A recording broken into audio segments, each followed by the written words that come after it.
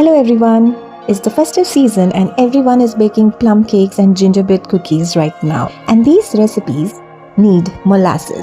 Did you know you can make your own molasses at home just using simple ingredients found in your kitchen? So let's jump into the recipe. I'm taking 250 grams of jaggery powder and adding 50 ml of water to it. And you need to bring this to a nice boil till it becomes thick and shiny. And in order to avoid crystallization and to balance the sweetness, I also add little lemon juice to it. You can add about a tablespoon of lemon juice and let it boil. You will see it darken and thicken beautifully. So once it's done, let it cool completely and store it in an airtight container. It will be good in your fridge for the entire festive season. So that's your homemade molasses ready. So save this for this festive baking season and you will thank yourself later.